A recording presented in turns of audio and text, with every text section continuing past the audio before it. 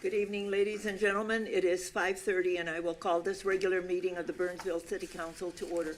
It is our tradition to stand for a moment of silence, followed by the Pledge of Allegiance, and we invite you to join us.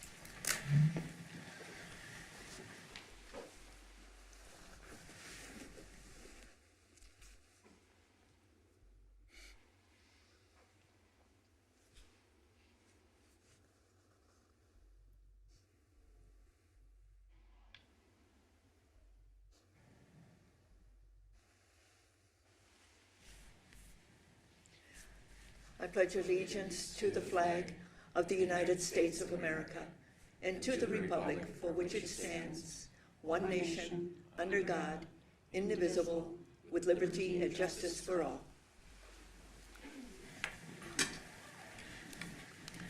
Members of the public are welcome to attend in person. They may also choose to watch this meeting at Burnsville, mn.gov/meetings, or Comcast Channel 16, or 859. The public can also participate through Zoom by joining us at zoom.us/join. More information is available on our meeting's webpage and the council agenda packet. The first item on the agenda is our announcements. Our announcements have to do with all of our upcoming meetings.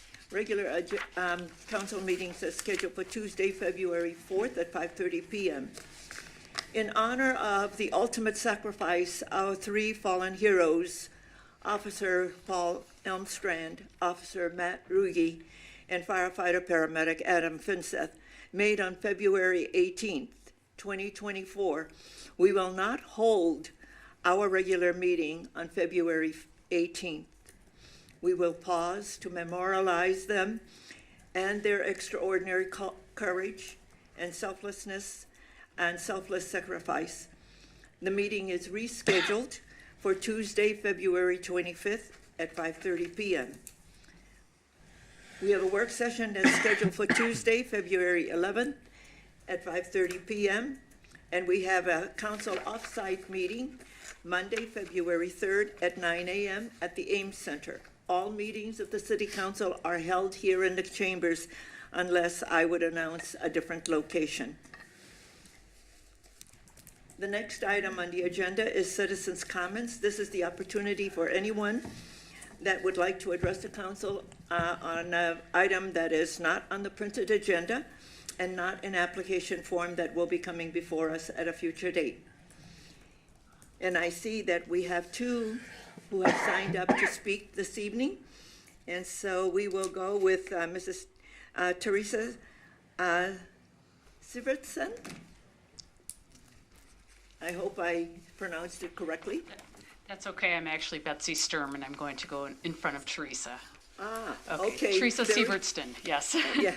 Okay, so Ms. Sturm, then your name and address for the record. Sure. Betsy Sturm, Frontier Lane, Burnsville. Thank you. I'm sure you're getting to know us all from the Alley Magnet Eco Advocates, and I appreciate the opportunity to speak to all of you. Thank you. As I said, my name is Betsy Sturm, and I am a natural resource volunteer as well with the city. Almost 18 years ago, my husband Ed and I were looking for a new home, specifically a lake home, as we were both boaters. After looking for almost 2 years, we found a home on Lake Alley Magnet, a lake we had never even heard of. I remember standing on its shoreline, looking across at the wooded park and thinking, wow, this is beautiful. Fast forward 18 years, and we are fighting to protect that park and lake from the city they call home. My message tonight is to remind the city of the importance of the volunteer hours, which have been vital in restoring the lake and its park. It is fitting that I talk about volunteering to the city, as just today you posted on your Facebook page that 1,200 hours of volunteering have been done over the past year for Burnsville, and this is a good thing. I bring you visuals in my handout thinking a picture is worth 1,000 words, and this will save us all some time. You can see Lake Alley Magnet is pea green and full of weeds at its worst. Alley Magnet Park is packed with invasive species. Looking back to 2007, I have fought to save this lake and park since the day we moved here. That fall, I attended a Blue Thumb program to learn more about what we could do to help restore lake water quality, which we had quickly learned was a big issue on Lake Magnet. We first got advice from Burnsville's natural resource specialist, Angela Hansen, and then we hired a company to restore our entire shoreline to native species. After burning the shoreline twice to eradicate existing vegetation, the following spring of 2008, we planted over 1,300 native plant species. The project's total cost was $10,400. Remember, that was 2008. We received a Burnsville Neighborhood Water Resources Enhancement Grant of $1,000. Fast forward to May 2012. That year we hired a landscaper to help design a rain garden for our front yard. This rain garden takes in runoff from our house and 4 others on our street on Frontier Lane, and it is somewhat bigger than many of the city's rain gardens. The rain garden filters the runoff from with the use of native plants and grasses. Kirk Kudrin from Dakota County Soil and Water Conservation District was instrumental in the planning and overseeing the project. Our total cost in 2012 for this project was $17,589, and that is after receiving a $4,000 grant from Dakota County.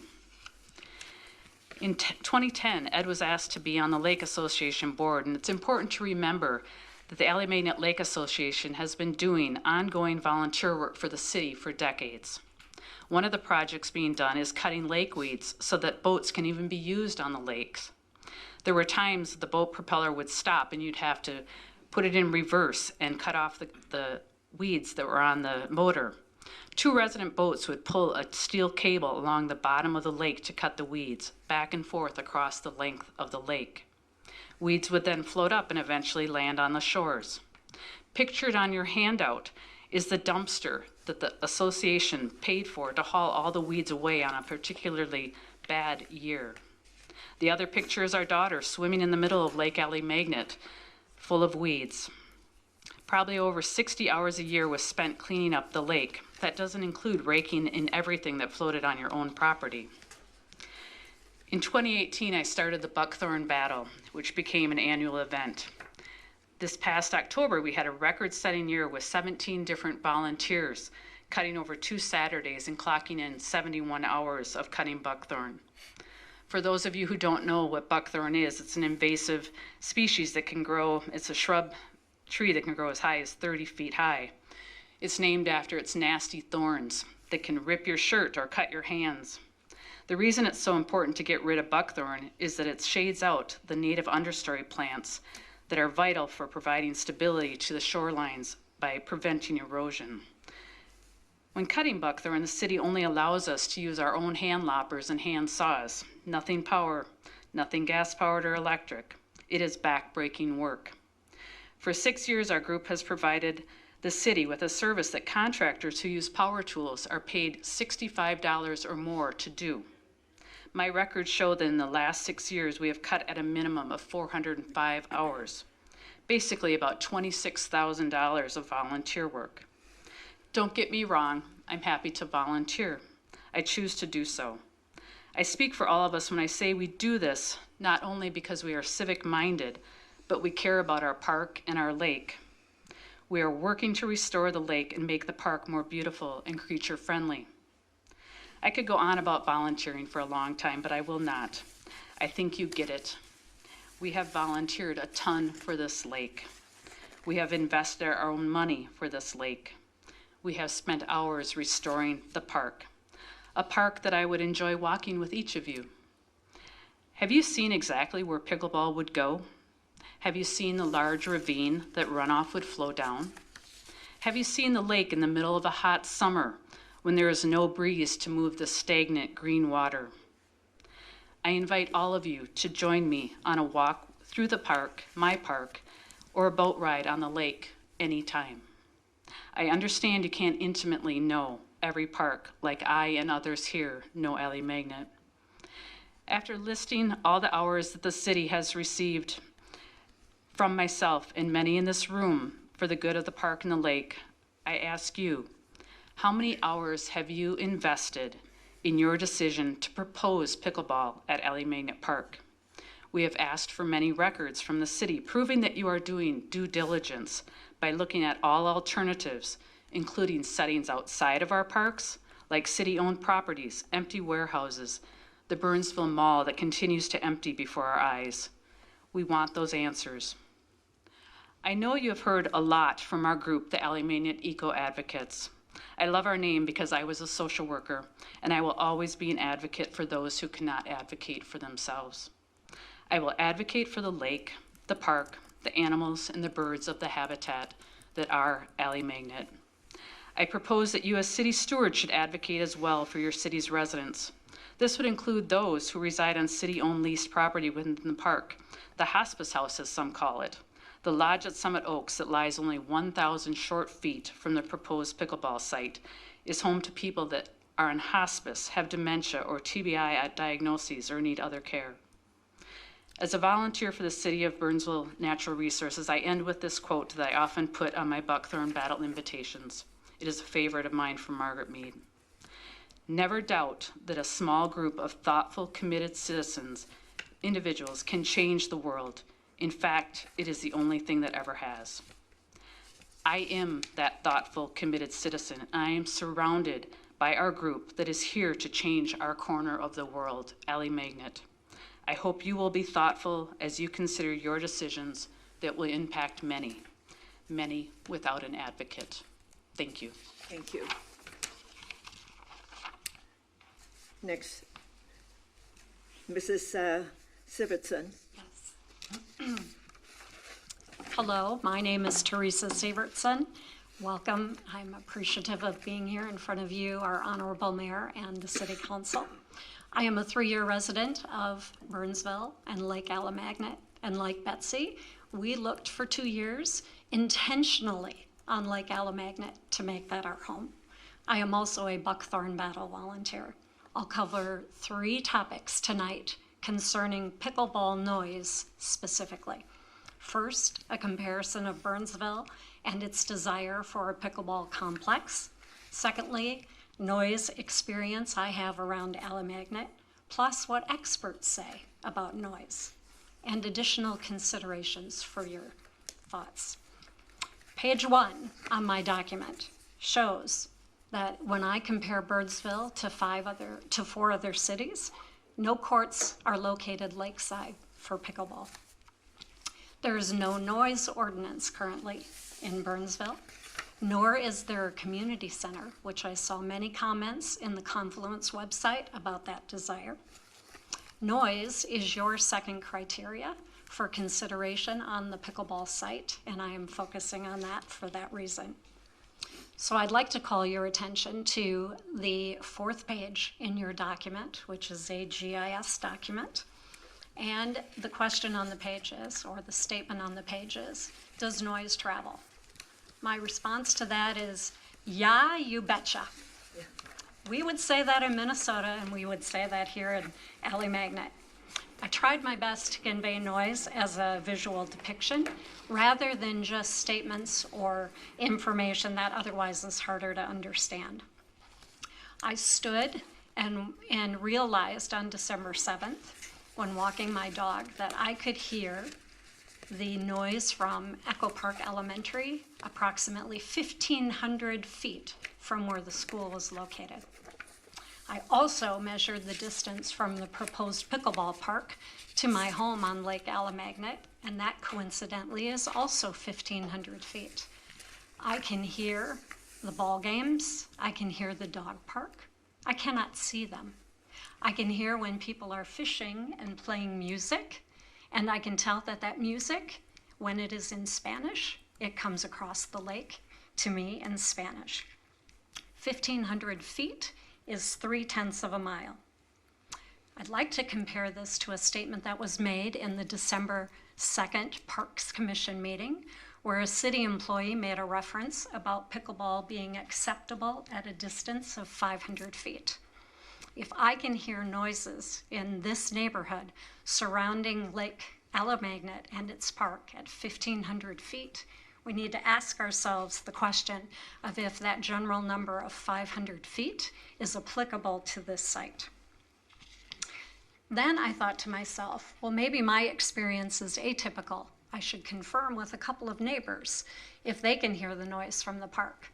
And I depicted that on that graph on that page as well, that they are much further down the lake, and they too talked about all the noises that they can hear being on the north side of the lake. So it is clear to me that noise travels through our Echo Valley, as it's named, and across Lake Alamagnet. I'd also like to bring to your attention that the Echo Park Elementary School, the current ball fields in Alamagnet, and the proposed pickleball site are all located on hills. The second GIS page that is in your document is my taking a look at and trying to interpret how pickleball noise may fall around the park if indeed it is installed. So I took a look at that, and I thought I should really convey to you factually what we know about the sound of noise over water and in valleys, which are the yellow comments that are listed on that document. And I probably don't have to go through those with you or take you through the science experiment of understanding those noises and how sound travels in the environment. But I also added two more things. In the orange section to the left of the document are the additional pieces to consider when pickleball is added or constructed on a site. The direction of play is extremely important. Pickleball orientation of courts is north-south, so that players are least impacted by the sun. If you look at the arrow on that page, it takes you directly north and over the lake and into many residential homes in the neighborhood. Also, court construction and the materials that are made, which I do not know what is being proposed, have an impact on sound, as do spectator influences, meaning the crowds that wait for the next court to be available or the cheering. I'd also like to show you on the right-hand side of the page and call your attention to what I call the gameplay influences of pickleball. This is well researched and well documented, and I did not list those comments in red unless I found at least two sources for the information. Some of the highlights: 122,400 pops per day are the estimate for 8 courts.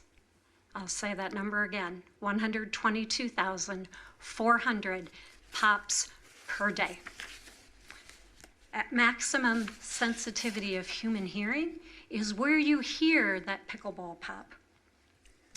It's described and categorized by ANSI as a highly impulsive classification, the same as a small arms, gunfire, the same as a pneumatic nailer, and also pile driving. Pops are both random and rapid. They are 20 to 25 decibels louder than tennis, but our ear perceives that as 4 times louder. I think those statistics, as well as the others that are on the page, are certainly worth considering. So then we ask ourselves, is pickleball noise measured reliably? As a resident, and actually as a person who has no concerns at all about Burnsville and pickleball, I thought I need to be really educated about understanding what experts say. And it was fascinating to find that acoustic research says that the consultants oftentimes don't get it right. There was a study done by the Acoustic Society of 79 pickleball noise reports by 36 consultants. Some of the highlights: no one included an audio file. They had incorrect or lacking measurements and adjustments for the consideration of pickleball sound. Simply measuring in feet, that 500-foot reference from December 2nd, is typically not enough. Failing to correctly assess noise can result in more complaints, lawsuits, city time, and expense. And we have to look no further than our neighbors next door in Apple Valley for Hayes Park to understand the 6 to 7 year fight that residents in the city had regarding those pickleball courts, which are now removed. Another thing that I found fascinating is noise, the new secondhand smoke. That was just a really interesting thought for me to contemplate. And that was also from the Acoustic Society. There are many effects that are documented about pickleball on both humans and wildlife. For humans, the harmful noise can impact sleep, stress, cardiovascular, fight or flight arousal, and body regulation issues. Wildlife suffers in 4 categories: communication, mating, navigation, and foraging. As stated, harmful noise is exactly that, harmful. In closing, and on behalf of the Alley-Magnet Eco Advocates, I would like to respectfully request the council leverage my pickleball city comparison, the noise information, and the considerations to, first of all, retain and not risk the environmental investments that have already been made in the lake and the park. Secondly, advocate, not infringe upon other residents' rights. Quiet enjoyment is also a priority. Bikers, paddlers, people who read books, neurodivergent neighbors that I know walk in that park with their children every single day deserve as much of your attention as pickleball does. I do believe quiet enjoyment should be equal priority. How about we use commercial areas, which we've talked about and heard about from other residents, but I have a little different twist on that, to reduce the resident impacts. And we have some options that are available to us. And not only did I look at every single dedicated pickleball park in all 5 cities, I also took a look at about half of the parks in Burnsville, tromped on foot, probably am caught on camera measuring square feet to see where pickleball could alternatively be located. I could not find on the city websites what 19 sites had been evaluated, but stated in the website as being evaluated for pickleball. But I have a few I'd like to mention. Cliff Fen Park, near the street, away from the environmental area to the north, but on the south side, there's room for 20 courts before you even get to the bend of the trees. I don't know much about Cliff Fen Park. I don't know if the environment can sustain that kind of addition, but I do know in the vision program for the parks, artificial turf and an expansion of the impervious surfaces at Cliff Fen Park is being proposed. So I can only assume that that means some level of improvement or additional surfacing can be done at that park. I also looked at Hollows Park, which is being looked at for, I believe, a cricket grounds. That is completely flat, and it is also tree-free, and it has commercial around it. Cliff Fen Park, as I mentioned previously, forgot to mention one other comment, not any residential properties around it. That is interesting to think about as stewards of both pickleball and how we could place that for minimal resident impact. Neal and Red Oak Parks also could be considered for use. Lessons and current pickleball go on at both locations. One thing that I noticed on the Confluence site is that Red Oak Park is not listed and able to be commented on.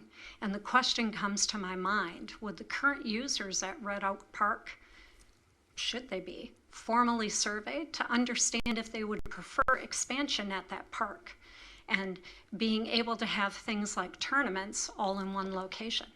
I couldn't find if that question has been asked or if they've been surveyed. Mrs. Sylveston, are you getting close Yes, to? I am. Yep, I have one thing because left. we're really running Yes. way beyond your 5 minutes. All right. So in closing, I do not want to be like the consultants that are referenced in my presentation. I would like to give you just a few short seconds of pickleball noise, and it was called The Soothing Sounds of Pickleball in a YouTube audio.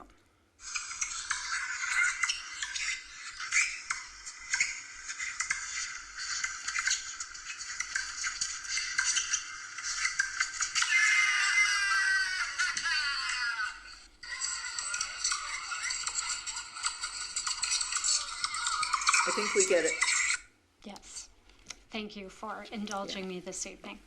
Thank you. And to all of you, our staff is looking at other alternatives at other parks. So at our April work session, all of that information will inform the decision that we'll be having. So I just wanted you all to know that we hear you, our staff hears you, and we are looking at other alternatives.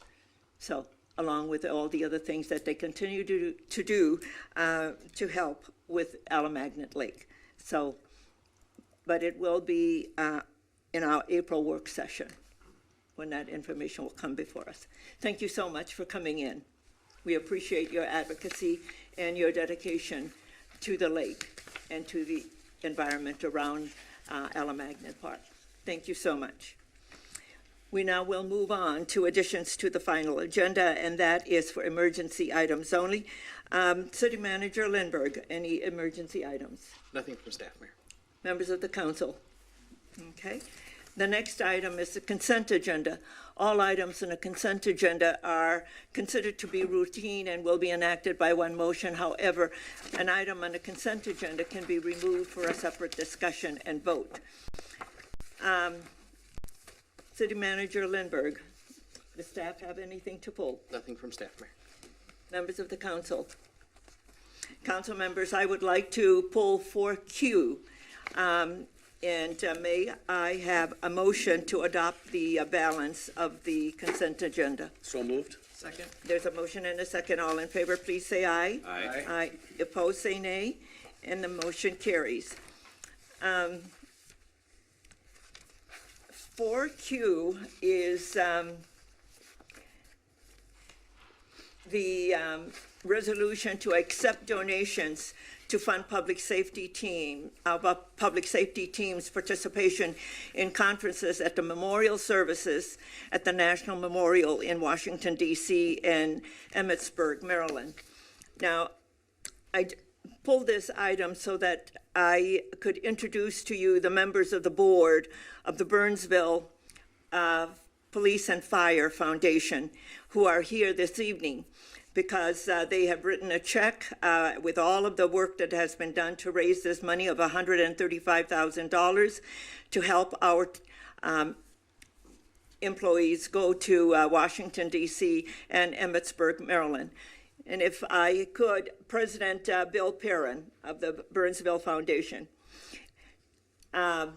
Kurt Enesvet, the treasurer of the Burnsville Foundation, Christy Peterson, who is the fundraiser extraordinaire for our foundation, and we have retired police officer Dan Gilbertson, who is also on the foundation, and three members who are not present tonight is retired Fire Chief Ron Payne. He has COVID, and I told him it was nice of him to not spread what he has. And the other is retired Police Chief Eric Giesecke, and he's working this evening, so he couldn't be here. And the last member is a retired firefighter, paramedic, Mike Cleric, and he couldn't be here this evening as well. But members of the council, those are the members of the Burnsville Police and Fire Foundation who continue to work to raise money for police and fire. So with that, I would ask that we adopt the resolution to accept the donation to the fund for Public Safety Officers Memorial Trip to the National Law Enforcement Officers Memorial and the National Fallen Firefighters Memorial. Move to approve. Second. There's a motion and a second. All in favor, please say aye. Aye. Aye. Opposed, say nay.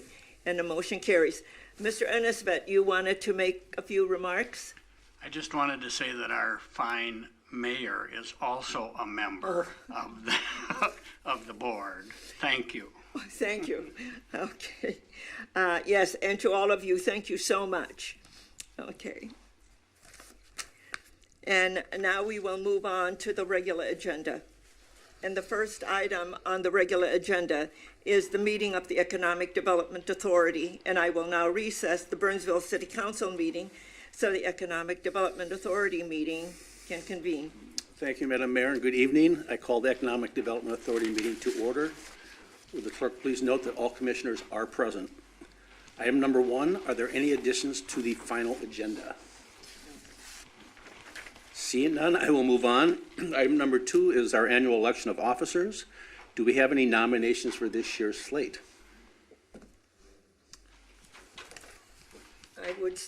I would nominate that we keep the slate as is. I would second that.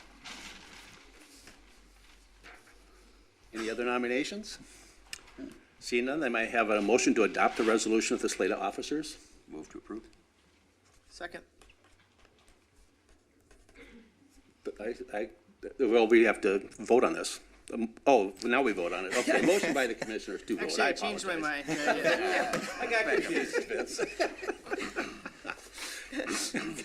I need a motion by the commissioners to adopt the slate. Done, seconded. Yeah. Motion done, seconded. Yeah. All in favor? Aye. Opposed? Nay, and slate's been adopted. Item number 3 is our consent agenda, is the approval of the minutes. Is there anyone who wishes an item to be removed from the consent agenda for a separate discussion and vote? Seeing none, may I have a motion to adopt the consent agenda? Move to adopt. Move to adopt from Commissioner Keeley, second by Commissioner Workman. All in favor? Aye. Opposed? Nay, and it passes. Moving on to item number 4A is adoption of the 2024 annual report. Michelle Collins, our city clerk and EDA secretary, is presenting. Thank you, Mr. President. We are, this is just the recap of the meetings that the EDA held in 2024. There were 5 meetings. In your background summary of the action that the EDA took during each meeting was provided. I stand for any questions. Are there any questions? May I have a motion to adopt the report? So moved. Second. Motion by Commissioner Cow, second by Commissioner Schultz. All in favor? Aye. Aye. Opposed? Nay, and it passes. There is no other business, so I may have a motion to adjourn. So moved. Second. Motion by Commissioner Schultz to adjourn, second by Commissioner Keeley. All in favor, please say aye. Aye. Opposed? And we are adjourned. Back to you, Madam Mayor. Thank you. I will now reconvene the Burnsville City Council meeting, and we are at item number 5B, and this is to consider offers for the sale of real property at 14751 Portland Avenue South and 911 140th Street West. The City Council will enter into a closed session pursuant to Minnesota Statute Section 13D, .05, Subdivision 3C3, for the purpose of considering offers or developing counteroffers for the sale of real property located at 911 140th Street West and 14751 Portland Avenue South. May I have a motion to close the meeting? So moved. Second. There's a motion and a second. All in favor, please say aye. Aye. Opposed, say nay, and the motion carries. We will now proceed to conference room B for the closed session.